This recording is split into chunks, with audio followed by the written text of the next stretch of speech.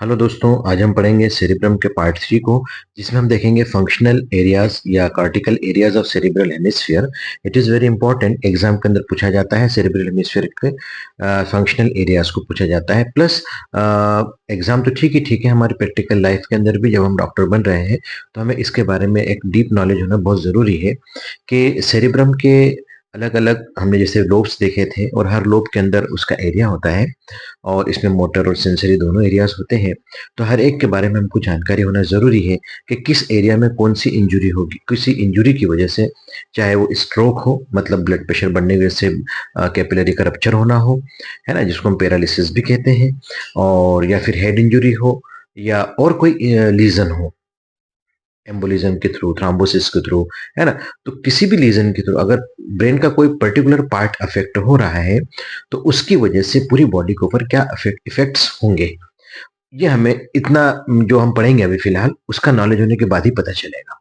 So functional या cortical areas of cerebral hemisphere की हम बात करें तो cerebral hemisphere is the part of forebrain. बताया जैसे वो स्ट्रक्चरली मेडअप ऑफ, अच्छा इसके अंदर हम एग्जाम पॉइंट ऑफ व्यू से अगर लिखेंगे तो इतने लिखना है कि structurally it is made up of grey matter, okay, white matter and basal nuclei. ये तीन चीजें मिलके ही हमारा सेरेब्रल कॉर्टेक्स बनता है। Is it clear? Grey matter, white matter और बेसल न्यूक्लियाई, ये तीन चीजें। इतने एग्जाम में लिखना है, इतना डीप में लिखने की जरूरत नहीं है। जैसे मैं बताऊंगा ये लिखने की जरूरत नहीं है, सिर्फ इतना लिखना है, grey matter, white matter and basal nuclei. So grey matter it is made up of neurons and glial cells. अब ये हमारे नॉलेज की चीज है कि भाई ग्रे मैटर किसको कहते हैं। तो it is made up of neurons and glial sales होती है। इट फॉर्म्स आउटर लेयर या सरफेस ऑफ सेरेब्रल हेमिस्फीयर, जिसको हम सेरेब्रल कॉर्टेक्स भी कहते हैं, है ना। जैसे भी हमारा सेरेब्रल हेमिस्फीयर बना पूरा, अब इसका जो सबसे आउटर लेयर है या सरफेस है उसको हम सेरेब्रल कॉर्टेक्स कहते हैं या कार्टिकल एरिया कहते हैं। Is it clear? Then white matter क्या होता है? White matter is made up of myelinated axons and located deep to the cerebral cortex. जो सेरेब्रल कॉर्टेक्स के और नीचे जाएंगे तो वहां पर माइलिनेट न्यूरॉन एक्सॉन्स होंगे और उनको हम व्हाइट मैटर कहते हैं। ये क्या करता है white matter? It connects different areas of cerebrum structurally and functionally. और बेसल न्यूक्लिया क्या होता है? ये deep mass of grey matter है।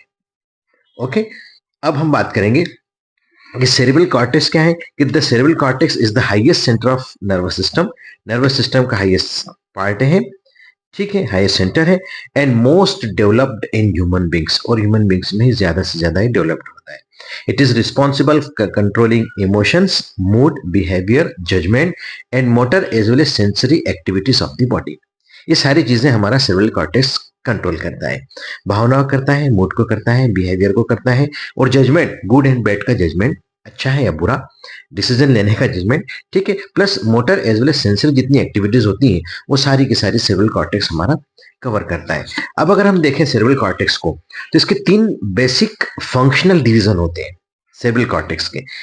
मतलब अगर हम फंक्शनल डिवीजन करें, इसका फंक्शनल डिवाइडेशन करें तो सेरेब्रल कॉर्टेक्स तीन भागों में बांटा जाता है।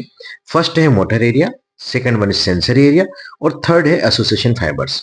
इसका मतलब मैं समझाता हूं आपको। मोटर एरिया मतलब ये जो होता है मोटर एरिया, इसका स्टिमुलेशन होगा तो opposite half of the body movement करेगी, ठीक है। इस एरिया के अंदर जो बॉडी है अप साइड डाउन के अंदर रिप्रेजेंट करती है ना। ये मेरा जस्ट मैंने बनाया आपको ये, है ना। तो ये प्री सेंट्रल गायरस, ये सेंट्रल सर्कस है, ये प्री सेंट्रल सर्कस है, ये पोस्ट सेंट्रल सर्कस है। This area is pre central gyrus. तो this pre central gyrus is motor area. Is it clear? और यहां पर बॉडी का जो प्रेजेंटेशन है अप साइड डाउन, ये इस टाइप से, मतलब हेड है और ये फीट है, हेड फीट। तो ये हेड वाला पोर्शन नीचे की तरफ जाएगा और पैर वाला पोर्शन ऊपर की तरफ जाएगा। Is it clear? तो अप साइड डाउन जो इमेज बनेगी उसके लिए रिस्पॉन्सिबल होता है। और प्लस इसके साथ ही साथ जो कार्टिको स्पाइनल और कार्टिको न्यूक्लियर ट्रैक्ट्स हैं वो भी यहीं से निकलते हैं। जब मैं आपको पिरामिडल ट्रैक्ट पढ़ाऊंगा तब बताऊंगा। तो ये मोटर एरिया हुआ, है ना, ये ऑर्डर देने वाला एरिया है motor area. Now sensor area, जिसमें क्या है, it is located in post central gyrus. यहां पर ये central circus, post central circus के बाद पोस्ट सेंट्रल गायरस कहलाएगा ये एरिया, और ये होता है सेंसरी, ठीक है। तो ये क्या करता है यहाँ पर, it is site for afferent tracts, जो नीचे से मैसेजेस ला रही हैं। अफरेंट मतलब असेंडिंग और इफरेंट मतलब डिसेंडिंग। तो अफरेंट ट्रैक्ट्स जितने भी हैं वो यहाँ पर आ रहे हैं, is it clear? Pyramidal performance जब बताऊंगा आपको pyramidal test. Then association fibres, तो these are not purely motor और सेंसर, ये मिक्स होते हैं, इसमें हम डिफरेंशिएट नहीं कर पाते हैं। ठीक है, तो ये बेसिक फंक्शनल डिवीजन हुआ हमारे किसका, सेरेब्रल कॉर्टेक्स का। अब हम बात करेंगे इसके मेन चीज जो है कि functional areas of cerebral cortex कौन कौन से होते हैं, है ना। अभी तो हमने डिवीजन देखा है कि मोटर एरिया होता है, सेंसरी एरिया होता है और एसोसिएशन फाइबर्स होते हैं। अब हम बात करेंगे मोटर एरिया के बारे में डिटेल में आगे बढ़ के। तो इसको सबसे पहले जो ब्रॉडमैन्स नाम के एक साइंटिस्ट थे उन्होंने क्लासिफाई किया था, आई थिंक 18th सेंचुरी के अंदर। सो इन्होंने जो क्लासिफाई किया, ओल्ड क्लासिफिकेशन है, बहुत ओल्डेस्ट क्लासिफिकेशन है, बट रिसेंट इन्होंने मोटर एरिया को क्लासिफाइड किया कुछ छोटे छोटे जिले के, लेकिन रिसेंट स्टडीज जो कहती हैं कि they are no purely motor और sensory areas in the brain, है ना, सब मिक्स होता है भाई, कोई कहीं भी काम कर सकता है, ऐसा आज का कहना है। मोस्ट ऑफ द कार्टिकल एरियाज जो बोथ अफरंट एंड इफरंट कनेक्शंस, इनका कहना है भाई मोस्ट ऑफ द कार्टिकल एरियाज जो है या सेरेब्रल कॉर्टेक्स के पार्ट है वो अफरंट और असेंडिंग और डिसेंडिंग, मतलब मोटर और सेंसरी दोनों ही काम करते हैं। ठीक, लेकिन ब्रॉडमैन ने क्या करा, divide cerebral cortex into numbered areas. उन्होंने क्या करा कि ब्रेन को अलग अलग, अच्छा ह्यूमन बींग्स के अलावा उन्होंने लोअर मेमल्स के ऊपर भी प्रैक्टिकल किया था, है ना। और उन्होंने सब ऐसा किया कि इनका जो इन्वेस्टिगेशन था, इनकी जो स्टडी थी वो organisation of cells in the brain, उसके ऊपर आधा based on the organisation of cell in the brain, उसके ऊपर डिपेंड था पूरा। ठीक है, तो Brodmann classification is still used widely, आज भी ब्रॉडमैन क्लासिफिकेशन का हम इस्तेमाल करते हैं डिस्पाइट सम कंट्रोवर्सीज, माना कि कुछ कंट्रोवर्सीज हैं लेकिन आज भी इसी को मान्यता दी जाती है ना। तो ही आइडेंटिफाइड 52 डिस्टिंक्ट रीजन्स, कुछ बुक्स 52 कुछ बुक्स 47 भी लिखती हैं, बट 52 ठीक ऑथेंटिक है। लिखे हम कि डिस्टिंक्ट रीजन्स होते हैं इसके अंदर, विच आर नंबर 1 to 52, एक से लेके 52 उन्होंने नंबर दिए विद डाइवर्स फंक्शंस, और अलग अलग फंक्शंस बताए कि भाई पर्टिकुलर एरिया क्या काम। एरिया नंबर 4 बोले मोटर एरिया है, एरिया नंबर 6 बोले सेंसरी एरिया है ना, एरिया नंबर 44 बोले ब्रोकाज एरिया है, ऐसा मतलब एक एरिया दे दिया उन्होंने कि एरिया नंबर 17 तो बोले देखने के काम में आता है, विजन के लिए रिस्पॉन्सिबल है। ये ऐसा करके उन्होंने अलग अलग एरियाज के नंबर दिए और उसको मतलब डिस्क्राइब भी किया है। ओके, मतलब एक स्टडी है उनकी वो। So diverse functions including sensation, motor control and cognition, ये तीन चीजों के ऊपर बेस के ऊपर उन्होंने अलग अलग इसका क्लासिफिकेशन किया है कि भाई मोटर फंक्शन है कि इसका सेंसरी फंक्शन है, ठीक है, या कॉग्निशन है कि मतलब कॉग्निशन मतलब समझते हैं कि किसी चीज को खोजना, जानना और उसको नॉलेज को इकट्ठा करना, तो इसको कॉग्निशन कहते हैं। ठीक है, so now we will discuss about the functional areas of cerebral hemisphere, इसके हम बारे में बात करेंगे। ये देखो डायग्राम मैंने बनाया है, इसमें ब्रॉडमैन क्लासिफिकेशन के साथ बनाया है। ठीक है, अगर हम इसी डायग्राम को, आप इसे याद रखना और एग्जाम के अंदर जरूर बनाना इसे, मैं आपको यहाँ बना के बता रहा हूँ। ठीक है, बहुत ही इंपॉर्टेंट है, हमेशा याद आएगा, काम आएगा ये हमारा सेरेब्रल हेमिस्फीयर है बेटा, this one is cerebral hemisphere. ये हमारा लेटरल सल्कस है, बता ही चुका हूं मैं आपको जब सल्साइन गायराई पढ़ाए थे। ठीक है, लेटरल सल्कस है, यहाँ पर हमारा सेंट्रल सल्कस है, ये हमारा सेंट्रल सल्कस, यहाँ पर पोस्ट सेंट्रल सल्कस है और ये प्री सेंट्रल सल्कस है, यहाँ पर सुपीरियर फ्रंटल सल्कस है, यहाँ पर इंफीरियर फ्रंटल सल्कस है, यहाँ पर हमारा लेटरल सल्कस की 3 रेमाएं बनी थी, याद है, तो एंटीरियर हॉरिजॉन्टल, एंटीरियर असेंडिंग और ये पोस्टीरियर रेमा है। ठीक है, 3 एरिया बने इसके। यहाँ पर superior temporal sulcus, inferior temporal sulcus, यहाँ पर अगर आपको याद हो तो लूनेट सल्कस था, यहाँ कैल्केराइन सल्कस था, है ना। Is it clear? ओके, अगर हम लोब्स की बात करें तो लोब्स अगर हम देखें तो यहाँ से एक छोटा सा मैं लोब करता हूँ, दिस वन, इतना पोर्शन फ्रंटल लोब हो जाएगा, ये टेम्पोरल लोब हो जाएगा, ये पेराइटल लोब हो जाएगा और ये ऑक्सीपिटल लोब हो जाएगा। ठीक है, ये फ्रंटल, ये टेम्पोरल, ये पेराइटल और ये ऑक्सीपिटल लोब। मैं इसको लिख नहीं रहा हूँ, मुझे अभी इस डायग्राम की जरूरत है इसलिए मैं इसमें लिख नहीं रहा हूँ। Is it clear? आगे बढ़ते हैं, तो अब हम देखें कि इसके अंदर जो नाम लिखने की जरूरत नहीं, फिर भी आप चाहें तो ये सेंट्रल सल्कस है, सेंट्रल सल्कस, तो सेंट्रल सर्कस आगे प्री सेंट्रल सर्कस, ये पोस्ट सेंट्रल सर्कस है। डायग्राम मेरे पास बना हुआ है तो आपको समझाने के लिए बना रहा हूं यहाँ पर। Is it clear? इसमें अलग अलग एरियाज दिए हैं इन्होंने, हर एरिया का अपना अपना एक रोल है। यहाँ पे प्री सेंट्रल सर्कस के अंदर प्री सेंट्रल गायरस है अपना, तो ये मोटर एरिया है और ये हमारा एरिया नंबर 4 है। यहाँ 3, 2, 1 करके हमारा सेंसरी एरिया है, पोस्ट सेंट्रल गायरस है। यहाँ पर एरिया नंबर 6 है, ठीक है, प्री फ्रंटल कॉर्टेक्स कहलाता है अपना, ये आगे बताऊंगा, सब चीजें बताऊंगा मैं। ये एरिया नंबर 8 है, यहाँ पर 9th है, अभी मैं सिर्फ नंबरिंग कर रहा हूं, फिर इनको सबको डिस्क्राइब करूंगा, डोंट वरी, है ना। यहाँ पर नीचे की तरफ इंफीरियर सरफेस के अंदर ये हमारा सुप्रोलेटरल सरफेस है, और इसके नीचे मैं 3D तो बना नहीं पा रहा हूं, इसके नीचे यहाँ पर 12th एरिया नंबर 12 यहाँ पर। अच्छा, यहीं पर ये हमारे जो अलग अलग रेमाई है, तो ये एरिया नंबर 45 है, ये एरिया नंबर 44 है, यहाँ पर 41 है, 42 है, 22 है, या 21 है, या 20 है, यहाँ एरिया नंबर 17 है, यहाँ पर 18, 19, 18 ऐसा करके ये ऐसा बनाया है इन्होंने। Is it clear? तो ये हमारे ब्रॉडमैन क्लासिफिकेशन में इतना कम से कम आपको बनाना है, और सबके नाम भी लिखना है। मैं आपको बताऊंगा, अभी वीडियो ज्यादा लेंदी हो जाएगा इसलिए मैं फटाफट कर रहा हूं। तो Brodmann functional areas of cerebral hemisphere ये हैं, और इनके सभी के मैंने नाम भी पढ़ के बताए, आपको बना के बताएं कि जैसा कि हम जानते हैं कि इसके अंदर 4 लोब होते हैं, फ्रंटल, पैराइटल, टेम्पोरल, ऑक्सीपिटल। सो इस ट्यूटोरियल के अंदर जो वीडियो बना रहा हूं, इसके अंदर मैं आपको फ्रंटल लोब के अंदर जितने एरियाज काम के हैं उन्हीं के बारे में बताऊंगा बेटा, ठीक है। तो फ्रंटल लोब के अंदर जो मेन फंक्शनल एरियाज होते हैं वो करीब करीब 6 होते हैं। ओके, इसमें कितने होते हैं? 6 एरियाज होते हैं, और ये जो 6 एरियाज हैं वो है primary motor area, then pre motor area, primary motor area, pre motor area, supplementary motor area, okay, motor speech area जिसको हम ब्रोकास एरिया कहते हैं, फ्रंटल आई फील्ड है, और प्री फ्रंटल कार्टेक्स है। एक एक के बारे में, इसकी लोकेशन, फंक्शन के बारे में बात करेंगे, क्योंकि यही हमारे दिमाग के अंदर क्लियर होना चाहिए कि अगर इसमें से किसी एक को इंजुरी होती है तो क्या प्रॉब्लम आ सकती है। Is it clear? इसके बारे में हम बात करेंगे कि भाई प्राइमरी मोटर एरिया है ना, तो it is located in pre central gyrus. मैंने अभी जस्ट एक डायग्राम बनाया था, कहाँ है ये रहा, है ना। तो प्री प्राइमरी मोटर एरिया या मोटर एरिया कहलाता है दिस वन, ये प्री सेंट्रल गायरस के अंदर मिलता है, जो ग्रीन कलर से मैं बना रहा हूं बेटा, this is pre motor area, ये प्योरली मोटर एरिया है ना। तो it is located in pre central gyrus, superolateral cerebral hemisphere. This is also known as a granular cortex, इसको हम ए ग्रेन्युलर कार्टेक्स भी कहते हैं। क्यों कहते हैं हम इसको ए ग्रेन्युलर कार्टेक्स? अगर हम हिस्टोलॉजिकली देखें, देखो इतना डीप में जाने की जरूरत नहीं, लेकिन मैं आपको पढ़ा रहा हूं तो मेरा दिल नहीं मान रहा है कि मैं आपको एक एक चीज बताऊं, एक एक चीज क्लियर करूं। तो हिस्टोलॉजिकली देखें तो there are 6 layers in cerebral cortex, इस पूरे सेरेब्रल कार्टेक्स के अंदर 6 लेयर होती हैं, ठीक है, हिस्टोलॉजिकली, ठीक है, 1 से 6 तक इसकी लेयर होती है। तो इसमें जो थर्ड और फिफ्थ, यहां पर अगर हम कहें कि in motor cortex large amount of pyramidal cells are found which are multipolar neurons. Pyramidal cells कहते हैं मल्टीपोलर न्यूरॉन्स होते हैं, और थर्ड और फिफ्थ लेयर के अंदर ये मैक्सिमम लेयर अमाउंट में होती है। और जो ऊपर की तरफ चलेंगे, सेकंड एंड फर्स्ट लेयर की तरफ ग्रेनुलर लेयर मिलती है, जो कि बहुत थिन होती है, बहुत पतली होती है, इतनी पतली होती है कि हम उसको ए ग्रेनुलर कह सकते हैं, ठीक है। तो ये ए ग्रेनुलर कार्टेक्स कहलाता है। यहाँ पर आया समझ में आपको? मैंने यहाँ बताया ना आपको कि it is also known as the agranular cortex, this area. साथ ही साथ यहाँ पर बेट्स सेल्स मिलती हैं। कौन सी सेल्स मिलती हैं?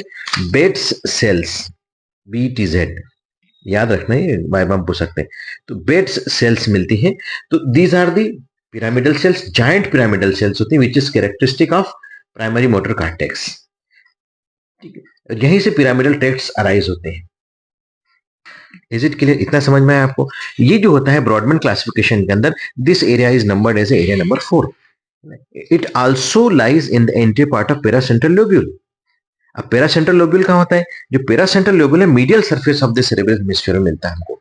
देखो, मीडियल सरफेस की पहचान मैंने आपको बताई थी, सेरेब्रल यहाँ पर अपना कार्पस कैलोजम का प्रेजेंस मिलेगा। तो यहाँ पर हमको पेरासेंट्रल लोब्यूल ये इस तरीके से मिलेगा, दिस इज पेरासेंट्रल लोब्यूल। और यहाँ पर lower limb plus genital organs का प्रेजेंस होता है, यहाँ पर होती हैं। और ये highest centre for defecation and micturition होता है। कौन? पेरासेंट्रल लोब्यूल, दिस इज पेरासेंट्रल लोब्यूल, ठीक है। आगे बढ़ते हैं, एनल और यूरिथ्रल स्फिंक्टर्स यहाँ पर होते हैं, ठीक है। सो आगे बढ़े हम कि स्टिमुलेशन ऑफ दिस एरिया, कौन सा? Area number 4 causes movement of opposite half of the body. और मैंने आपको स्टार्टिंग में बता दिया था मोटर एरिया के अंदर यहाँ पर अपसाइड डाउन प्रेजेंटेशन होता है। इस प्रेजेंटेशन को, इस अरेंजमेंट को सोमेटोटिपिकल अरेंजमेंट भी कहते हैं, ठीक है। या होमनक्यूलस, होमनक्यूलस वर्ड एक इस्तेमाल होता है बुक के अंदर, मतलब एक बोना आदमी, एक ठिन्ना आदमी कैसा होता है, दिखता है, बड़े बड़े लिप्स होते हैं उसके, हाथ बड़े होते हैं, चेहरा बड़ा होता है, लेकिन लिम्स जो है, भुजाएं जो है, हाथ, पंजे बड़े होंगे लेकिन भुजाएं छोटी छोटी होंगी। अगर आपने कहीं बोना आदमी देखा हो, जनरली चिड़ियाघर में होते हैं, है ना, जो वहां पर केयर टेकर का काम करते हैं लोगों के मनोरंजन के लिए, है ना, जोकर्स टाइप, जोकर तो नहीं कह सकते अपन, बट बोना आदमी आप समझ लो, कहीं भी आपने देखा होगा निश्चित रूप से, इनका सिर बड़ा होता है, तो इस तरीके से इनका प्रेजेंटेशन होता है। होमनक्यूलस, देखो डायग्राम मेरे साथ चल रहा है, यहाँ पर आपको मैं बना के बता, यहाँ पे एक डायग्राम भी आपके साथ दे रहा हूं। तो इस तरीके से प्रेजेंटेशन होता है ब्रेन के अंदर, ये पॉइंट टू पॉइंट अरेंजमेंट होता है, इतना याद रखो आप। तो अब प्री मोटर एरिया, देखो मैं जल्दी जल्दी इसलिए पढ़ा रहा हूँ कि मैं वीडियो को ज्यादा लेंदी करना नहीं चाहता और आप ज्यादा कंफ्यूज ना हो कि एग्जाम में आपको इतना कैसे लिखेंगे, तो आप शॉर्ट में ही लिखना। मैंने शॉर्ट ही लिखा है ऐसे जनरली, आप इसको और भी शॉर्ट कर सकते हैं, एक एक दो दो लाइन में भी लिख सकते हैं। जो प्री मोटर एरिया है, इट लाइज जस्ट, आप लोकेशन लिखिए, फंक्शन लिखिए, दैट्स ऑल, और डायग्राम बना के उसको प्रेजेंट कर दीजिए, ठीक है। So pre motor area, it lies just anterior to the motor area, primary motor cortex, ये अपना मोटर एरिया है। तो इसके जस्ट एंटीरियर अगर हम देखें ये, तो ये हमारा प्री मोटर एरिया है, ठीक है, फ्रंटल लोब के अंदर ये प्री मोटर एरिया हमारा कहलाएगा। इज इट क्लियर, है ना, ये हमारा प्री मोटर एरिया है। मोटर एरिया के आगे pre motor area, it occupies the posterior part of superior medium inferior frontal gyrus. ये देखो, superior frontal gyrus, middle frontal gyrus, inferior frontal gyrus, तो इसके पोस्टीरियर पार्ट को ये ऑक्यूपाई कर रहा है।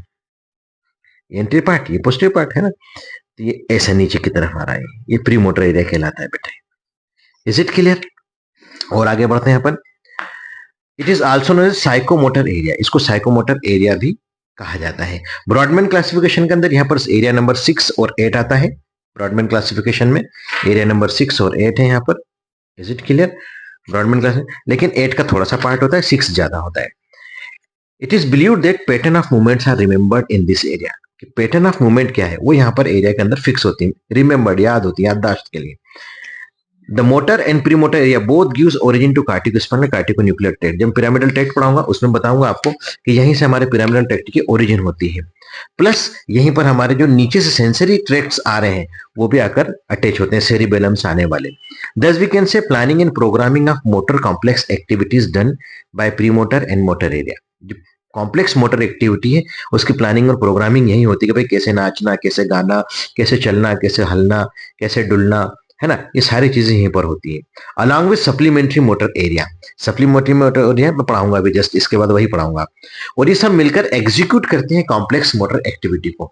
Pre motor area plus motor area plus supplementary motor area, ये तीनों मिलकर जो हमारी कॉम्प्लेक्स मोटर एक्टिविटी है, जो डांसिंग स्टेप्स हैं जैसे हमको याद रह जाती है, तो वो सारी की सारी चीजें हैं जो हम कोई काम करते हैं, कोई पर्टिकुलर पैटर्न याद हो जाता है, वो सारी की सारी यहीं से एग्जीक्यूट होती है।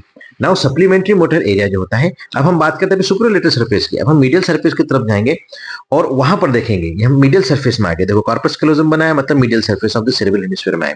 तो सप्लीमेंट्री मोटर एरिया जो होता है, it is extension of pre motor area on medial surface of cerebral hemisphere, इसका एक्सटेंशन होता है, ठीक है। It is also part of Brodmann's area number 6। Yes, it is predominantly motor in function. जो supplementary motor area है वो भी motor होता है नेचर के अंदर, and lies anterior to पेरीसेंट्रल lobule, जो पेरासेंट्रल लोब्यूल है उसके एंटीरियर लाई करता है ये, और it's stimulation produces bilateral movement. ये इतना याद रखना कि अगर सप्लीमेंट्री मोटर एरिया स्टिमुलेट हो रहा है तो यहाँ पर bilateral movement of the body होगी। Now motor area, motor speech area या ब्रोकास एरिया की हम बात करेंगे, ठीक है। तो मैंने आपको यहाँ पर लिम्स बना के बताया, रेमाई बनाई थी, anti ascending, anti horizontal, anti ascending और ये पोस्टीरियर रेमाई, है ना, ठीक है, लेटरल, ठीक है। तो अब यहाँ पर हम देखेंगे कि जो एरियाज होते हैं इनके नाम दिए हैं। ये पार्स ऑपरकुलस है, पार्स ऑपरकुलरिस, ये ट्राइंगुलर बना तो पार्स ट्राइंगुलरिस, और नीचे आंख की तरफ जा रहा है, नीचे, है ना, तो पार्स आर्बाइटेलिस, ये पार्ट्स हैं इसके, ठीक है। तो पार्स ट्राइंगुलरिस और पार्स ऑपरकुलरिस के बीच के अंदर जो एरिया मिल रहा है वो एरिया नंबर 44 और 45 है। मैंने यहाँ पे गलत बनाया है, यहाँ पे नहीं है 44, यहाँ 45 है यहाँ पर, और ऊपर की तरफ 44 है। ये जो दो एरिया है ये ब्रोकाज एरिया कहलाता है बेटा, दोनों मिलकर, स्पेशली 44 ब्रोकाज एरिया कहलाता है। इज इट क्लियर, जो पार्स आर्बिकुलरिस है, आर्बिटेलिस सॉरी, वहां पर नहीं होता है, बल्कि पार्स ट्राइंगुलरिस प्लस पार्स ओपरकुलरिस, इन दोनों पार्ट के बीच में होता है एरिया नंबर 44 और 45, इसको हम ब्रोकाज एरिया कह रहे हैं या मोटर स्पीच एरिया कहते हैं। इज इट क्लियर, तो it is located in the inferior frontal gyrus. देखो इंफीरियर फ्रंटल गायरस में हो रहा है of course, superior frontal gyrus, middle frontal gyrus, inferior frontal gyrus, तो इसके अंदर मिलता है हमको ये, इसकी अगर डेफिनेशन दें तो अगर, ठीक है, in bit specifically in between the pars opercularis and pars triangularis, और एरिया नंबर 44 45 लाइज हियर। तो ये हमारा हो गया स्पीच एरिया के बारे में या ब्रोकास एरिया के बारे में। इसमें छोटा सा और लिख सकते हैं कि 98% 90% मोस्टली जितने परसेंट, 98 तो नहीं कहेंगे, कि मोस्टली जितने परसेंट होते हैं लेफ्ट हेमिस्फीयर के अंदर होता है मोस्टली ब्रोकास एरिया, और मोस्टली इसमें 98% राइट हैंडेड पर्सन के अंदर 98% होता है और लेफ्ट हैंडेड पर्सन के अंदर 70% होता है, और सिर्फ कुछ individual only 30% individual have right hemisphere. This area lies in right hemisphere. Injury to this area leads to aphasia, है ना। अगर इस एरिया के अंदर इंजरी हो रही है तो एफेजिया मतलब इनएबिलिटी टू स्पीक या स्पीच, बोल नहीं पाता, है ना, भाषा नहीं बना हुआ। जबकि लेरिंग्स भी सही है, फेरिंग्स भी सही है, टंग मसल्स भी सही, मतलब जितनी जो हमारी भाषा या लैंग्वेज स्पीच पैदा करने में जो मसल्स मस्कुलेचर और जो ऑर्गन्स काम में आ रहे हैं वो सारे सही है, लेकिन इस एरिया के अंदर हो गया है प्रॉब्लम, तो वो बात नहीं कर पाएगा। आगे हम उसके डीप में बात करेंगे। नेक्स्ट हमारा एरिया है फ्रंटल आई फील्ड एरिया, ठीक है। फ्रंटल आई फील्ड, ये जो हमारा होता है मिडिल इंफीरियर गायरस जो होता है हमारा, ठीक है, उसके पोस्टीरियर पार्ट में होता है, ठीक है। तो located middle frontal gyrus just anterior to pre central gyrus, ये हमारा प्री सेंट्रल गायरस था, इसके जस्ट एंटीरियर, तो यहां पर हमारा होता है frontal eye field area. This one, this is a frontal eye field area. Is it clear? ये वाला पोर्शन, ठीक है। अब हम आगे बढ़ते हैं। इसको ब्रॉडमैन्स एरिया नंबर 8 कहा है हमने, क्या कहा है? 8 नंबर दिया है यहाँ पर, एरिया नंबर 8, देखो मैंने बना के बताया था, ये 8 नंबर, तो एरिया नंबर 8 है ब्रॉडमैन्स का क्लासिफिकेशन में। Stimulation of this area causes deviation of both eyes opposite side, दोनों ही आंखें अपोजिट साइड में डेविएट होंगी, और इसको हम कॉन्जुगेट मूवमेंट कहते हैं of the eyes. This area is connected with cortex of occipital lobe, यही एरिया हमारा कार्टेक्स ऑफ ऑक्सीपिटल लोब से कनेक्ट होता है, which is concern with the vision, ये भी विजन से रिलेटेड होता है। So frontal eye field works with verbal stimuli. हाँ, तो अब अगर ये विजन के अंदर हेल्प कर रहा है, आई मूवमेंट कॉन्जुगेट मूवमेंट करवा रहा है, तो कैसे कि हम वर्बल स्टिमुलाई, वर्बल कमांड कि साहब इधर देखो तो आंखें उधर घूम जाएंगे, उधर देखो तो उधर देखेगा, ऊपर देखो नीचे देखो, तो these are the verbal commands, ठीक है। तो ये हमारा फ्रंटल आई फील्ड काम करता है। जबकि ऑक्सीपिटल लोब का विजन जो होता है ये इस एरिया का, ये विजुअल स्टिमुलाई, विजुअल कमांड के ऊपर, कि हम बोल कुछ नहीं रहे, लेकिन हमारे सामने से कोई गुजरता था, हम उसको हमारी आंखें उसके तक ले जाते हैं, चेहरा भी नहीं घुमाते बल्कि हमारी आंखें उसको फॉलो करती हैं, तो विजुअल कमांड कहलाती है, ठीक है। Then pre frontal cortex, last but not least, सबसे लास्ट का जो कार्टेक्स है, जो एरिया है, मैंने इसमें प्री फ्रंटल कॉर्टेक्स लिखा है, प्री फ्रंटल एरिया भी कह सकते हैं इसको। तो जितना अब रिमेनिंग पोर्शन बचा है ना, अब रिमेनिंग क्या क्या बचा है आप देख ही रहे हैं यहाँ पर, है ना। तो ये जो पोर्शन पूरा का पूरा है, ऊपर से यहाँ से ये वाला पोर्शन प्लस इधर वाला पोर्शन, है ना, और कुछ पोर्शन इसका नीचे भी जाएगा इंफीरियर सरफेस में, है ना। तो दो एरिया हो जाएंगे इसमें, कि एक तो डार्सोलेटल पार्ट हो जाएगा, एक आर्बाइटो फ्रंटल पार्ट हो जाएगा। ये फ्रंटल हो गया, और नीचे आर्बाइटल आंख वाला, तो आर्बाइटो फ्रंटल में एरिया नंबर 12 है, और जबकि डार्सोलेटल पार्ट के अंदर हमारा एरिया नंबर 9 10 11 है। तो जो प्री फ्रंटल कॉर्टेक्स है, यहाँ 9 to 12 एरिया ऑफ हमारे ब्रॉडमैन क्लासिफिकेशन में 9 से 12, 9 10 11 12 ये एरिया इसमें कवर होते हैं। So it is the large remaining area frontal pole of cerebrum lying anterior to precentral gyrus, बताने की जरूरत नहीं है, on supralateral surface as well as some part on the orbital surface inferiorly. बता दिया मैंने आपको। प्री फ्रंटल कॉर्टेक्स कैसे दो चीज में, डार्सोलेटल पार्ट और आर्बाइटो फ्रंटल पार्ट। डार्सोलेटल पार्ट अभी समझाया मैंने आपको, 9 10 11 वाला एरिया मिलेगा हमको, और आर्बाइटो फ्रंटल के अंदर एरिया नंबर 12 मिलेगा ब्रॉडमैन क्लासिफिकेशन में, ठीक है। प्रीफ्रंटल कॉर्टेक्स जो होता है हमारा, ये जो एरिया जितना मैंने अभी बनाया ब्लू कलर से, it is connected with the thalamus, limbic system, reticular formation and other cortical areas. अब हर एक चीज को हम आगे और डीप में पढ़ेंगे अलग दूसरे लेक्चर्स के अंदर, लेकिन यहां पर हम बात रखें तो प्रीफ्रंटल कॉर्टेक्स इन तीन चार चीजों से कनेक्ट होता है। थैलेमस होता है, लिम्बिक सिस्टम होता है, रेटिकुलर फॉर्मेशन से होता है, और अदर कॉर्टिकल एरियाज से होता है। जो लिम्बिक सिस्टम है is connected with orbitofrontal cortex and is concerned with emotions behaviour of an individual. Emotions और जो इंडिविजुअल के बिहेवियर है उससे रिलेटेड होता है कौन सा, आर्बाइटोफ्रंटल, मतलब area number 12। So lesion in area number 12 leads to inappropriate behaviour of an individual. अब क्योंकि बिहेवियर से रिलेटेड है, अब वो इंजर्ड हो गया तो इंडिविजुअल का बिहेवियर कैसा हो जाएगा भाई, पर्सन का इन अप्रोप्रिएट हो जाएगा, मतलब असामाजिक हो जाएगा अपने भाषा में बोले तो, है ना। And person become anti social, कुछ भी वल्गर लैंग्वेज का इस्तेमाल करना, गाली गलौज का इस्तेमाल करना जनरली होता है। आपने देखना कोई पैरालिटिक पर्सन हो और आप उसको देखने जाएंगे आईसीयू के अंदर, या आप खुद पेशेंट, आप तो खुद डॉक्टर हैं, खैर अभी आप स्टूडेंट हैं, अगर आपके कोई आप पैरामेडिकल क्लासेस के अंदर जब देखेंगे पेशेंट को, तो बहुत से पेशेंट जो स्ट्रोक हो गया है जिनको, या जिनको पैरालिसिस हुआ है लेकिन बोल पा रहे हैं, तो वो इनएप्रोप्रिएट गाली गलौज करना, अच्छी भाषा, अभद्र भाषा का इस्तेमाल करना, तो समझ जाना कि साहब इनका एरिया नंबर 12 डैमेज हुआ है। Okay, now prefrontal cortex is responsible for working memory.